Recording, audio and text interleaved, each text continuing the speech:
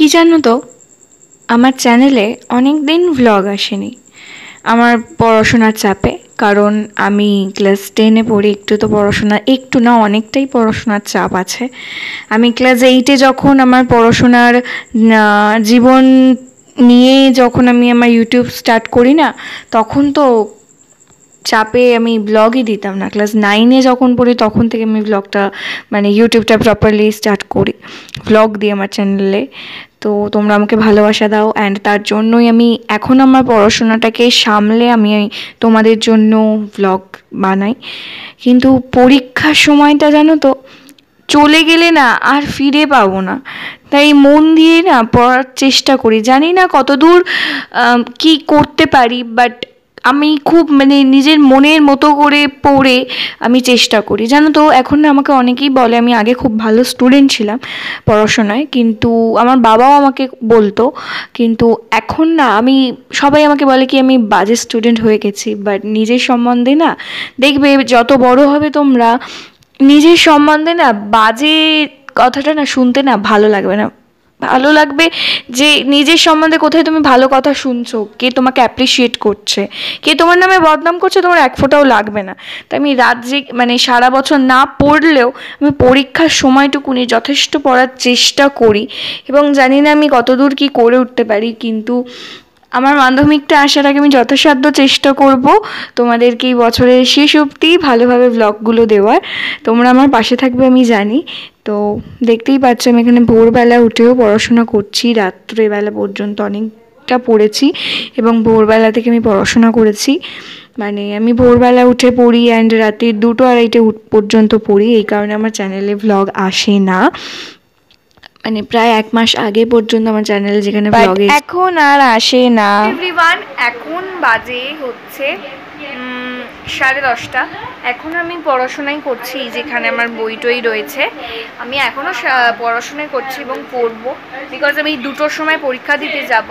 And পুরো দিনটা কীভাবে স্পেন্ড করি চলো তোমাদের সাথে শেয়ার করি। দেখতেই পাচ্ছ এখানে 10:25 বাজতে যায়। আমি পরীক্ষা দিতে যাব 2টোর সময়, আর আমি বাড়ি থেকে বেরোই 1:30টার সময়। তো এখন আমি 1টা পর্যন্ত পড়াশোনা করবো। মোস্ট প্রবাবলি আমার হাতে 2-2.5 ঘন্টা আছে। তো 2-2.5 ঘন্টার মধ্যে যেটুকুনি পড়াশোনা হয় আমি সেটুকুনি তোমাদের সাথে শেয়ার করছি। চলো পুরো ব্লগটা স্কিপ না করে শেষ পর্যন্ত দেখতে থাকবো। কিছু দিতে হবে না।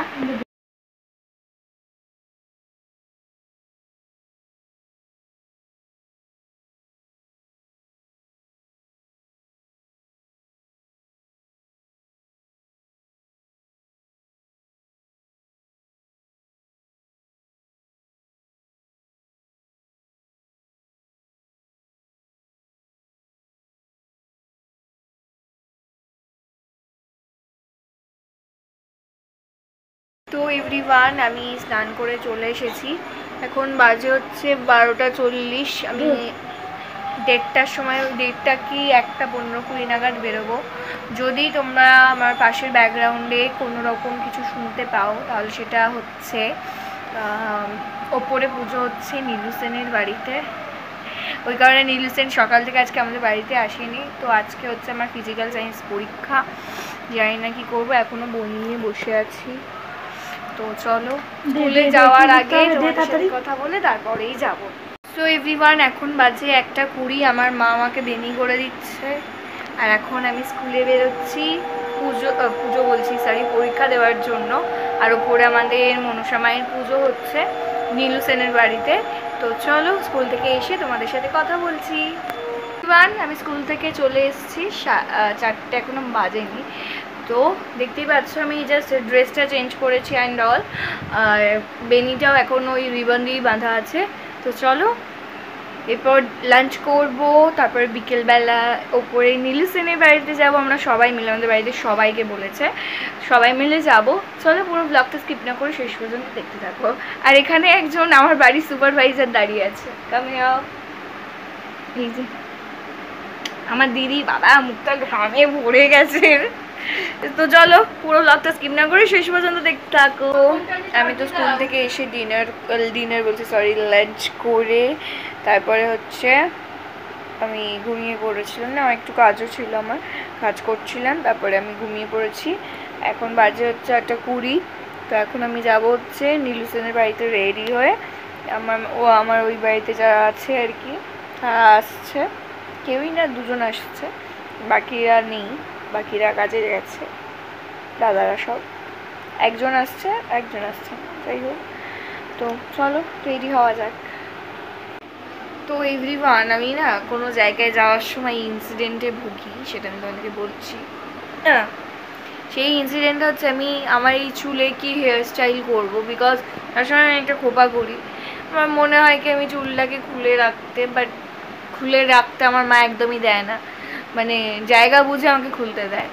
তো আমার ভালো লাগে খুলে যেতে, সবাই খুলে যায়, বাট আমার মা কিছুতেই দেয় না।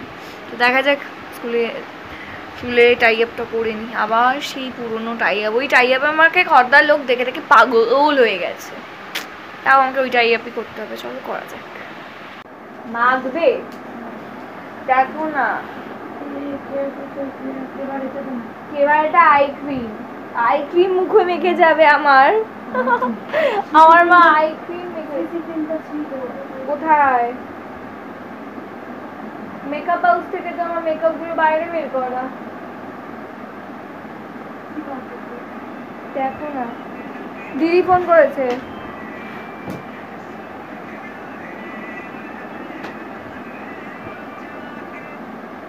বল। হ্যাঁ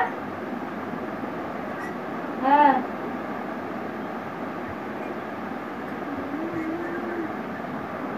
বুঝতে পারছি না। সবাই যেরকম করে নিজেদের চুলটাকে নিয়ে হেয়ার অবসেসড দেখায়, আমিও সেরকম দেখানোর চেষ্টা করলাম।